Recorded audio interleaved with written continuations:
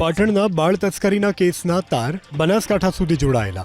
શુક્રવારે કાંકરેજના થરાની સંસ્કાર હોસ્પિટલમાં કામ કરતા રૂપસિંહ ઠાકોરની પોલીસે ધરપકડ કરી તો શિલ્પા ઠાકોર નામની મહિલા હાલ પોલીસ રિમાન્ડ પર છે.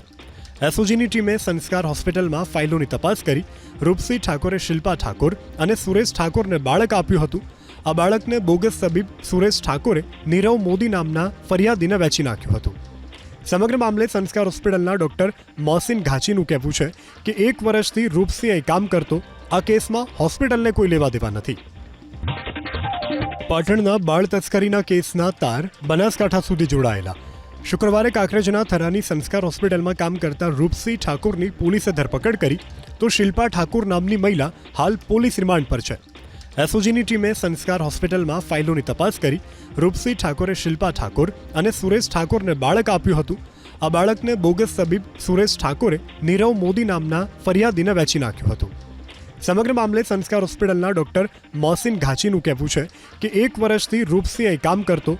આ કેસમાં હોસ્પિટલને કોઈ લેવા દેવા નથી.